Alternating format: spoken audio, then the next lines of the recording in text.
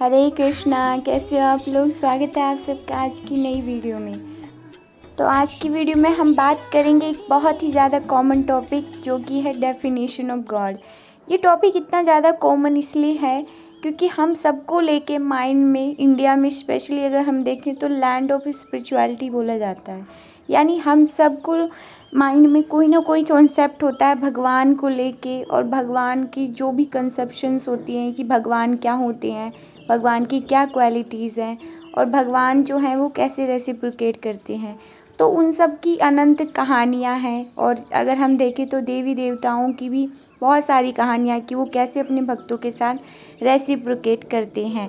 ऐसे ही भगवान कृष्ण के बारे में अगर हम बोलें तो अगर हम देखें तो शास्त्रों को जब हम पढ़ते हैं, उनका अध्ययन करते हैं, तो हमें पता चलता है कि भगवान कृष्ण ही पूर्ण पुरुषोत्तम भगवान हैं।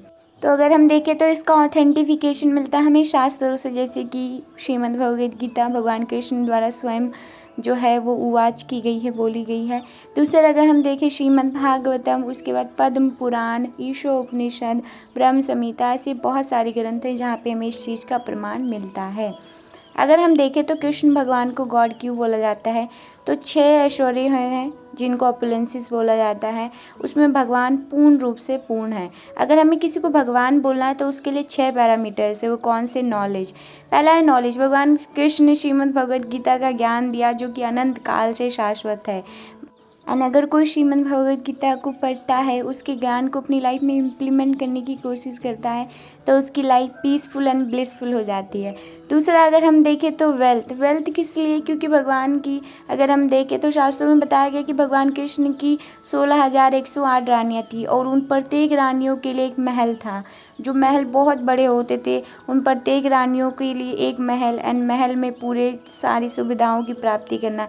तो आप ये सोचिए कि 16,108 महल, तो सोचिए कि भगवान कितने ज़्यादा, अगर वेल्थ की बात करें तो वेल्थीएस्ट हैं। और अगर हम इस सृष्टि को देखें, पूरे ब्रह्मांड, तो ये सारी रचनाएं भगवान की हैं। तो भगवान से ज़्यादा अमीर कौन है?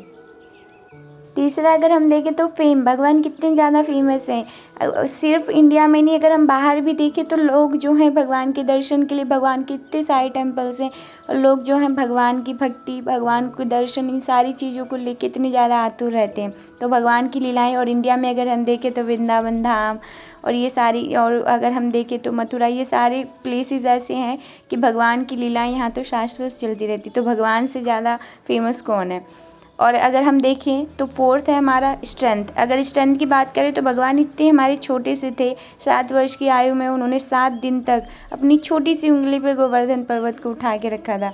तो ऐसी लीलाएं हमारे भगवान कृष्ण करते हैं। अगर हम ब्यूटी देखें तो भगवान इतने सुंदर हैं ना, भगवान इतने सुंदर हैं कि कृष्णा को ऑल अट्रैक्टिव, भगवान का नाम भी कृष्ण है, इसका अर्थ ये होता है ऑल अट्रैक्टिव। और अगर हम 6 देखें सबसे इम्पॉर्टेंट, तो भगवान कृष्ण श्रीमद् भगवद गीता में बताते हैं कि हम भक्त पराधीन, भगवान अपने भक्तों के अधीन हैं, वो पराधीन हो जाते अपने भक्तों के समक्ष।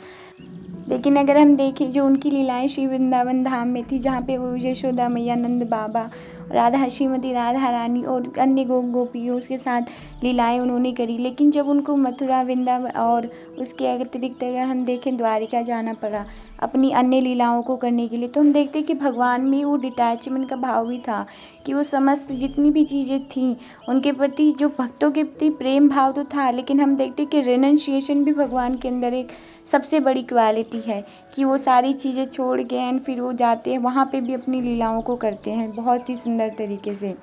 तो ये 6 ऑपुलेंसेस हैं। अगर हम बात करें तो अगर हम देखें भगवान कृष्ण में ये 6 चीज़ें पूर्ण रूप से पाई जाती हैं। तो अगर हम देखें तो ये 6 बहुत ही इंपॉर्टेंट पैरामीटर्स हैं डेफिनेशन ऑफ गॉड को लेके, और इसमें पूर्ण है भगवान कृष्ण। अगर हम देखें तो हमें जानने की ज़रूरत क्या है कि भगवान कौन है। हमारी मान्यताओं के हिसाब से हम जिसको मानते हैं, ठीक है, ज़रूरत क्या है जानने की। तो इसके लिए हमें जो है पहले ये समझना होगा कि एशियन टाइम से ही बहुत लोग ऐसे रहे हैं जिन्होंने स्वयं को क्लेम किया है कि वो भगवान है। तो हम आगे चल के ऐसी किसी ट्रैप में ना फंसे कि कोई भी बाबा आ रहे हैं, कोई भी आ रहा है, तो हमें गुरु तो बनाना है, लेकिन उसका भी हमें ऑथेंटिफिकेशन चेक करना है कि वो किसी परंपरा से आ रहे हैं या नहीं। क्योंकि आजकल के टाइम पे गुरु एंड इन सारे भगवान इन सारी चीज़ों का बहुत ट्रेंड चला है। तो हमें अपने माइंड में मेक श्योर करना है कि हम अगर किसी को भगवान कंसीडर कर रहे हैं, किसी को भगवान मान भी रहे हैं, तो क्या वो जो व्यक्ति है वो क्या उसके पास संपूर्ण ऐश्वर्य है, क्या वो पूरे पूरे संपूर्ण जगत का मालिक है। एंड दूसरी चीज़ ये हमें उसको पता करनी है कि क्या वो जो इंसान है वो अपनी लाइफ में मे बी कोई इंसान उसने तपस्या करी, उसको सिद्धि प्राप्त हो गई, बट अदर पैरामीटर्स जो हैं उससे भी हमें चेक करना है। तो ये 6 बहुत ही इंपॉर्टेंट पैरामीटर्स हैं। और अगर हम बात करें तो भगवान कृष्ण की अनंत ऐसी बहुत सारी जो है क्वालिटीज़ हैं अपार्ट फ्रॉम दिस, बट ये जो है ये मेजर क्वालिटीज़ हैं जो हमें भगवान कृष्ण के अंदर देखने को मिलती हैं। तो आशा करती हूँ कि आज की वीडियो से आप लोगों को कुछ सीखने को मिला होगा। एंड ये जो भगवान की 6 क्वालिटीज़ मैंने मेंशन करी है, इस पे हम बहुत सारा जितना भी बताए उतना कम है। भगवान की ब्यूटी, भगवान की रिनंसिएशन, भगवान की वेल्थ, फेम, भगवान की स्ट्रेंथ, ये सारी चीज़ों पे हम जितना भी बोले उतना कम है, क्योंकि भगवान जो हैं सभी में इतना पूर्ण है कि भगवान की लीलाओं को लेके मैं असमर्थ हूँ कि मैं भगवान को ग्लोरीफाई कर पाऊँ। पर आशा करती हूँ कि आप लोगों को कुछ सीखने को मिला होगा। तो मिलती हूँ नेक्स्ट वीडियो में। एंड आप लोग शेयर कर सकते हैं कि आप लोगों को कौन सी चीज़ इस वीडियो से सीखने को मिली है। कुछ इम्प्रूव करना है तो वो भी ज़रूर बताइएगा।